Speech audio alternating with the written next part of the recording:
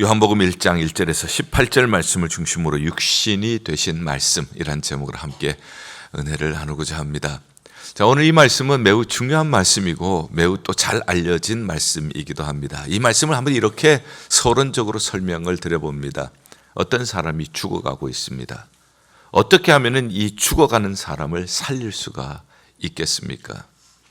적어도 세 가지 단계는 필요합니다. 첫째는 이 죽어가는 사람을 살릴 수 있는 약이 있어야 합니다. 두 번째는 아무리 좋은 약이 있더라도 이 약을 소개해 주는 사람이 없으면 아무리 좋은 약이라도 그런 약이 있는 줄 모르고 못 먹게 되어집니다. 그래서 전달하는 사람이 필요합니다. 세 번째는 아무리 좋은 약이 있고 그 약을 소개해 주는 사람이 있다고 해도 본인이 먹지 않으면 그 약은 효과를 나타낼 수가 없습니다. 죽어가는 사람이 있습니다. 이 사람을 살리는 방법은 세 가지 방법밖에 없습니다. 그 사람의 병을 고칠 수 있는 약이 있어야 하고 그 약을 소개해 주는 사람이 있어야 하고 그리고 그 약을 먹어야 살 수 있습니다. 자, 오늘 이러한 차원에서 이 말씀을 한번 이해를 해보도록 하죠. 죽어가는 사람 살리기 위하여서 약이 있습니다. 그 약인 바로 예수님입니다 하는 얘기가 오늘 나타나고 있어요. 그것이 1절부터 나타나죠. 태초에 영원부터 말씀이 계시니라.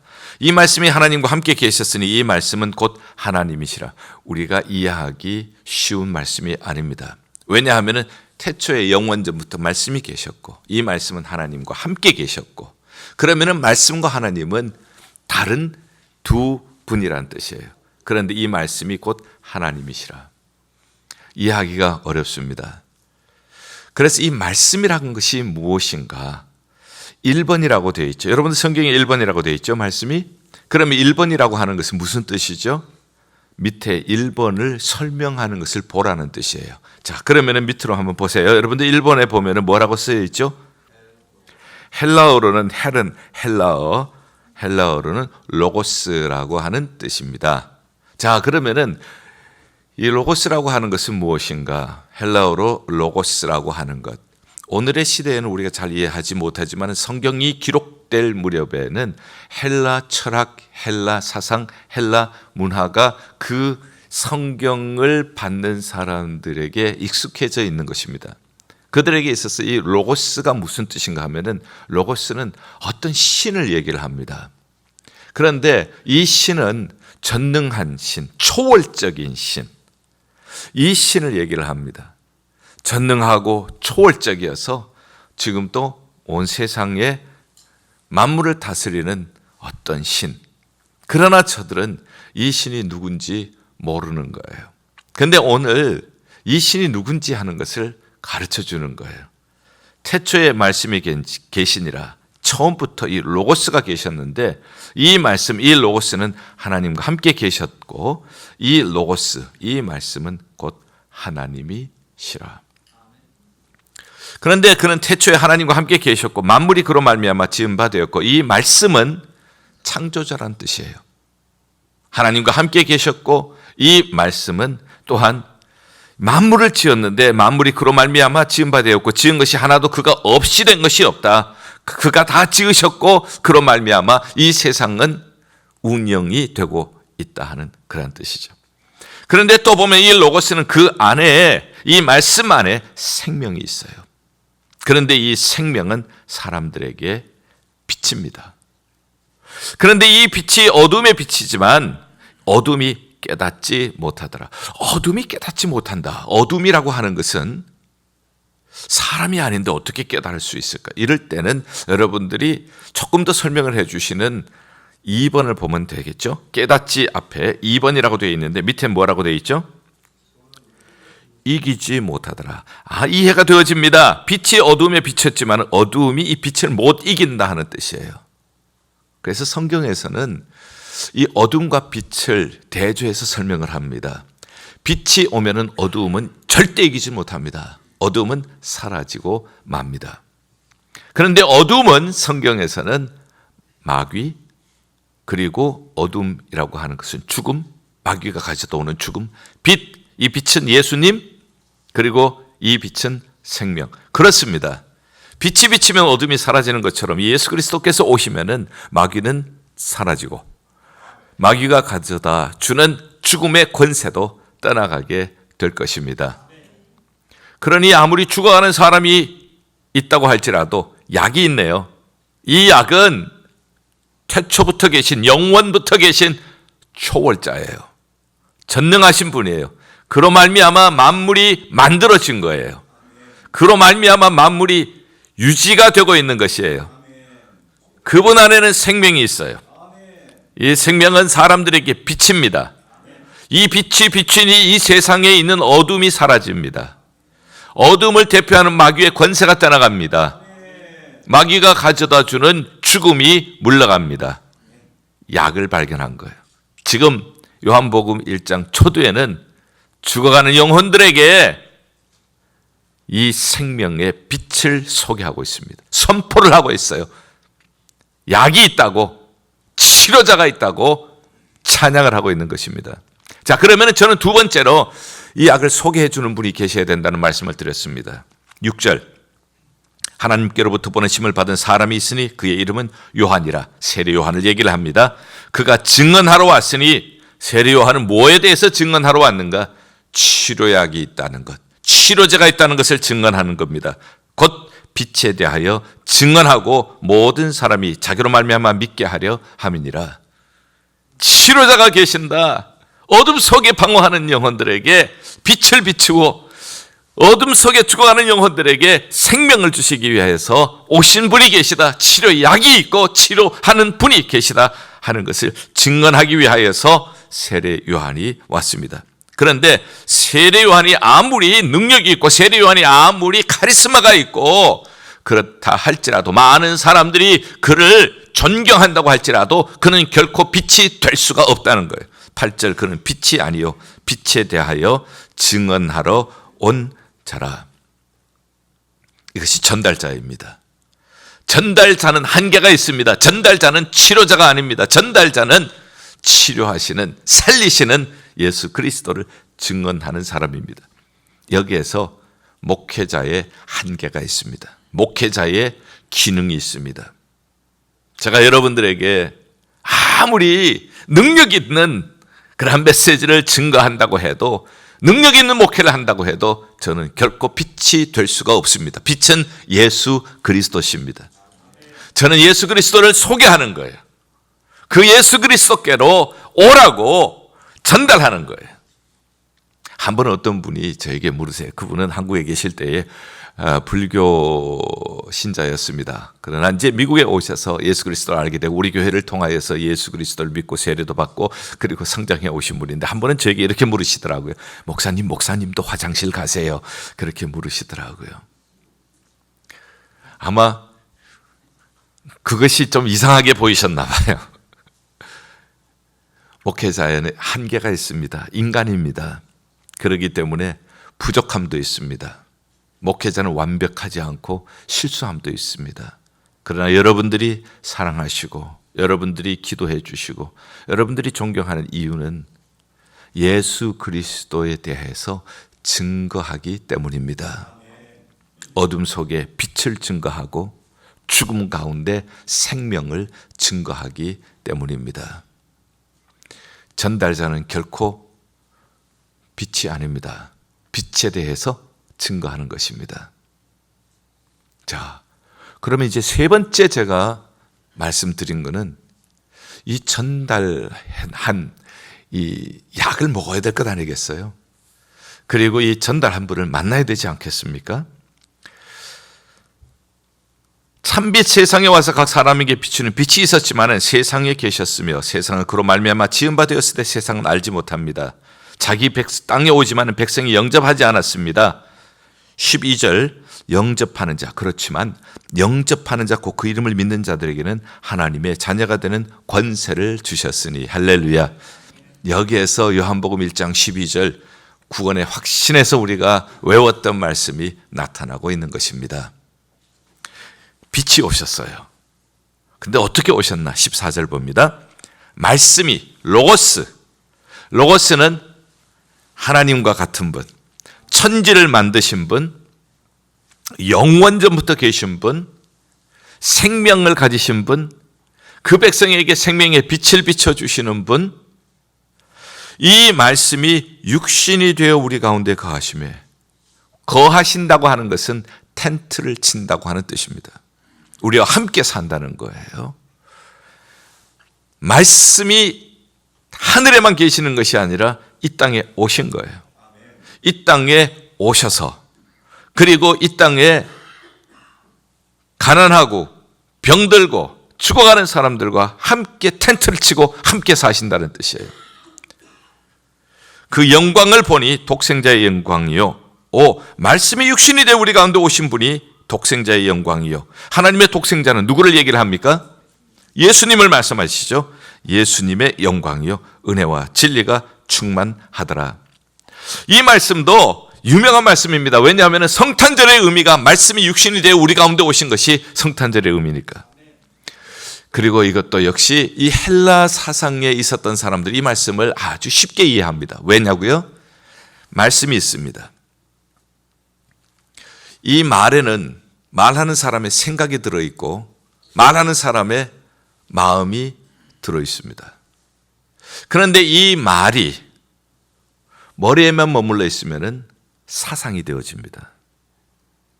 그런데 이것이 말로 표현이 되면 언어가 되어집니다. 그러나 이것이 삶으로 움직이면 행동이 되어지는 것입니다. 헬라 문화에 젖어 있는 사람들은 이것을 아는 거예요. 로고스. 로고스가 머리에만 있으면 사상이 되어져요. 로고스가 말로 표현이 되어지면 언어가 되어집니다.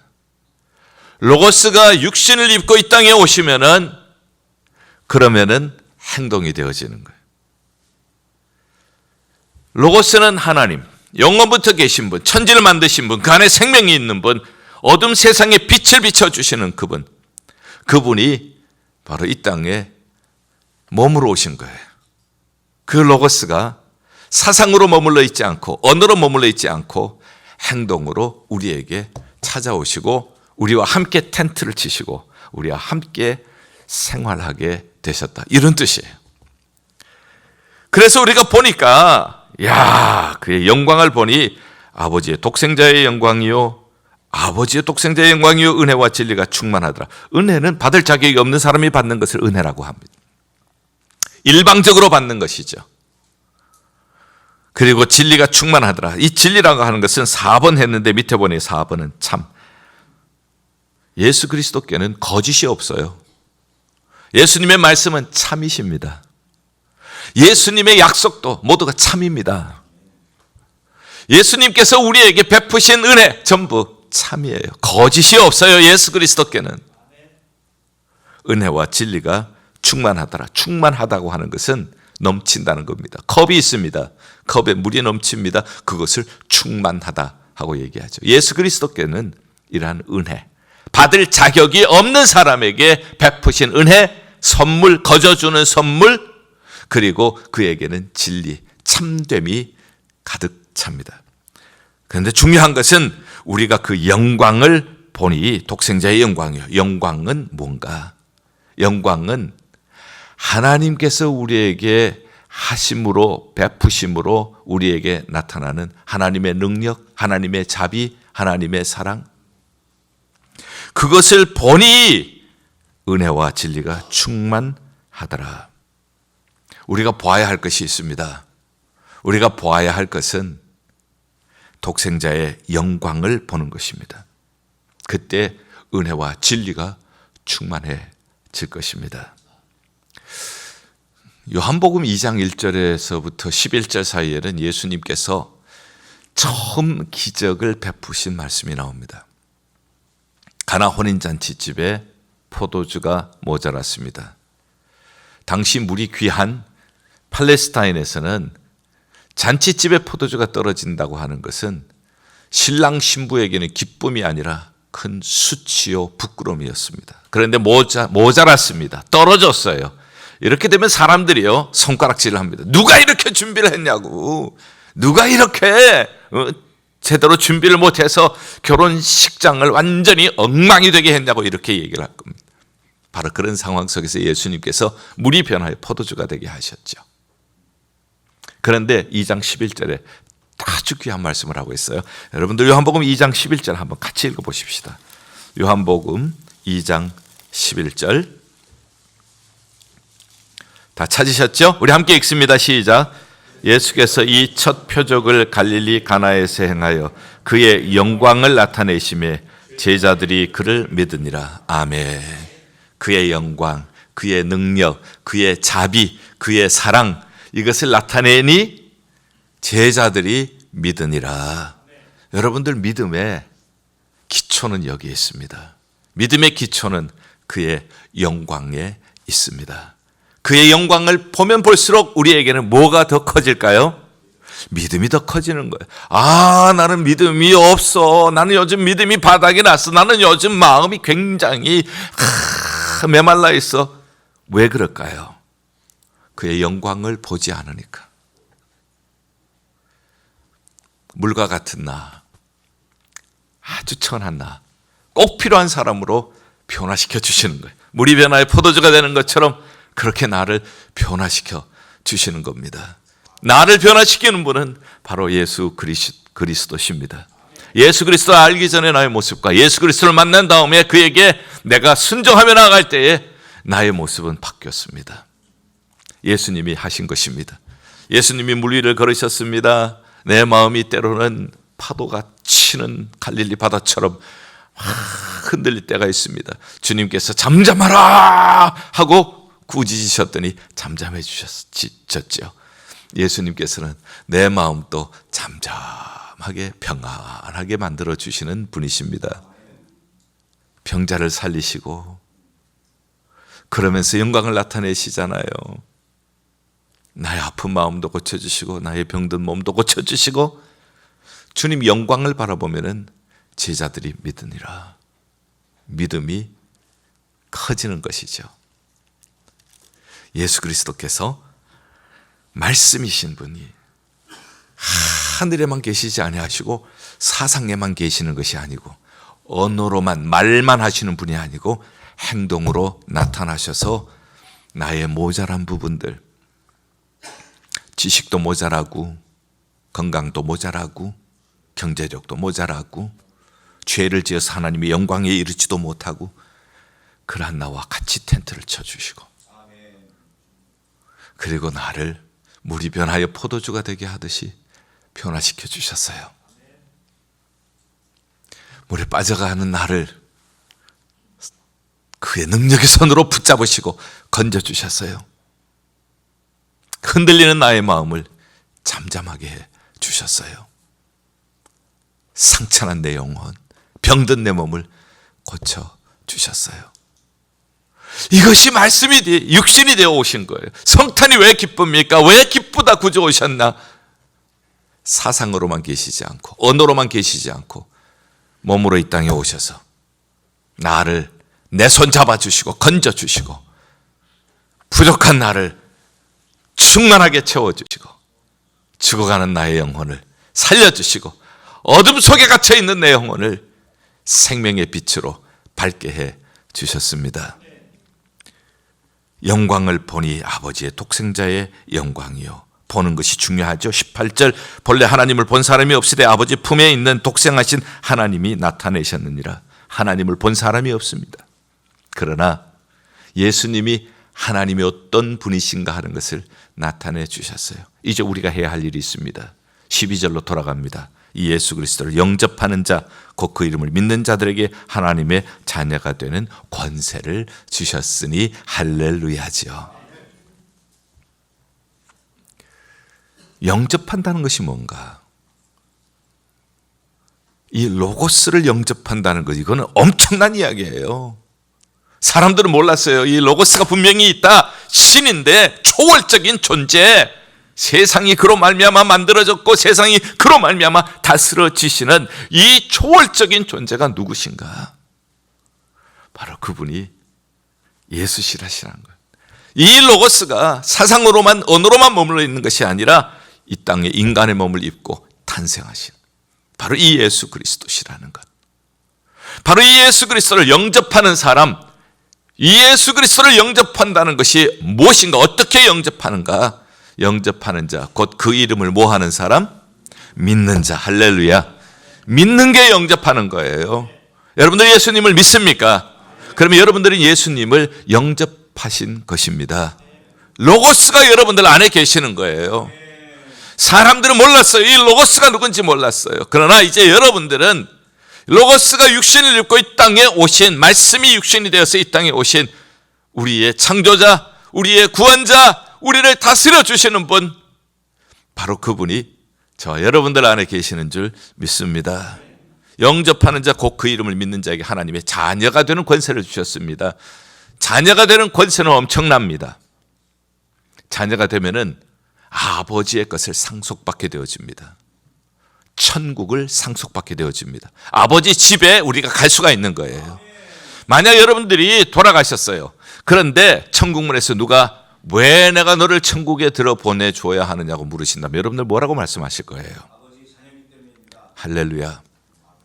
다른 말로 나 찬양대인데, 우리 글로리아 찬양대 했는데요, 그것까지 못 들어가는 거예요. 나 교사 했는데요, 그것 가지고 안 되는 거예요. 교사 누구든지 할 수가 있죠. 제가 얼마나 봉사 많이 했는지 아세요? 그거 가지고 안 되는 거예요.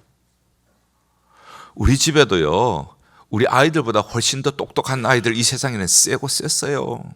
우리 아이들보다 더 멋진 아이들도 얼마든지 많아요. 그러나 우리 집에 들어오는 아이들은요, 그 멋지고 잘난 아이들은 아닐지라도 우리 집에 들어오는 것, 왜 들어와요? 자녀이기 때문에 오는 거예요. 사랑하는 여러분들, 누가 천국 문 앞에서 왜 들여보내줘야 되느냐고 물으신다면요, 다른 얘기 하지 마세요. 다른 얘기해서 들어갈 수 있는 것이 아니기 때문에.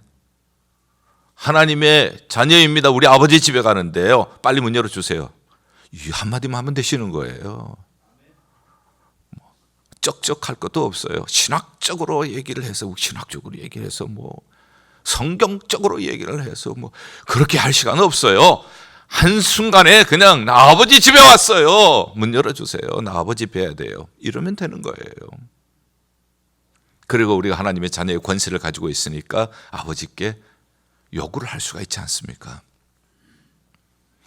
여러분들의 자녀들이 아버지에게 요구를 하지 않습니까? 뭘 해달라고. 마찬가지입니다. 그래서 하나님께서는 구하라, 찾으라, 문을 두드리라고 간곡하게 부탁하는 거예요.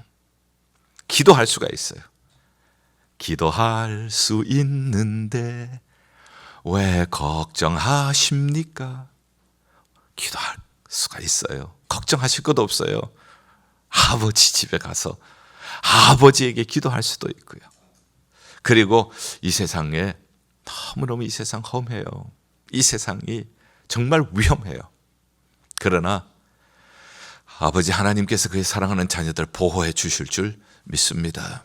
놀라운 권세예요. 영접하는 자, 곧 그 이름을 믿는 자에게 하나님의 자녀가 되는 권세를 주셨으니 이는 혈통으로나 육정으로나 사람의 뜻으로 나지 않고 사람의 힘으로 되는 것 아닙니다. 하나님께로 난 자들이니라. 하나님께서 우리에게 예수님을 보내주셨습니다. 그 예수 그리스도를 영접하는 자에게 이 은혜를 허락해 주실 것입니다. 그런데 사람들이 이 은혜를 한번 받고 그 다음부터 계속해서 주님 바라봐야 하는데, 은혜와 진리가 충만하신 이 예수님을 바라봐야 하는데, 하나님의 영광을 바라봐야 하고 예수님의 영광을 바라봐야 하는데, 예수 믿고 나서도 이 세상에서 자꾸 이 세상을 바라보면요, 그러면은 은혜가 없는 삶을 살게 되어지는 거예요. 16절 보겠습니다. 우리가 다 그의 충만한 데서 받으니 은혜 위에 은혜로라.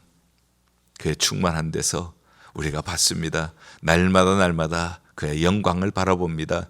그러면은 은혜가 없어지는 은혜가 아니라 은혜가 왔다가 또 은혜가 연결되어지고 계속해서 은혜가 넘치는 삶을 살게 될 것입니다. 언젠가 말씀드렸죠. 어떤 사람이 크루즈를 탔어요.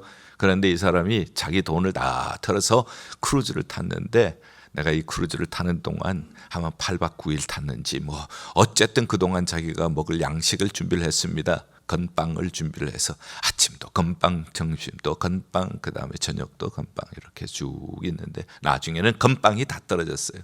먹을 것이 없습니다. 배가 고픕니다. 다른 사람들은 보니까 거기에 차려놓은 맛있는 음식을 마음껏 먹고 웃고 즐기고 하는데 나중에 너무너무 배가 고파서 얘기를 했죠. 선장에게 내가 좀 거기에 배에 있는 그 매니저에게 너무 배가 고픈데 저거 좀 먹을 수가 없냐 그랬더니 당신 티켓 사셨지 않냐고. 네, 샀죠. 그러면 그 티켓 안에 이거 마음껏 먹을 수 있는 그 모든 것이 포함이 되어 있는데요.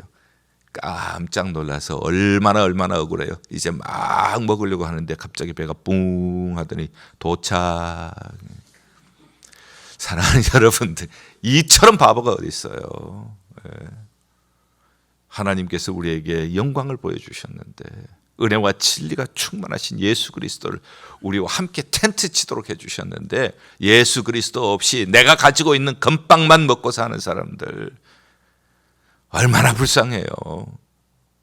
그러면서도 은혜가 없다고 그렇게 사는 사람들이 얼마나 많을 수가 있어요. 우리는 날마다 믿음의 주요 온전케 하시는 예수님을 바라볼 수 있기를 바랍니다.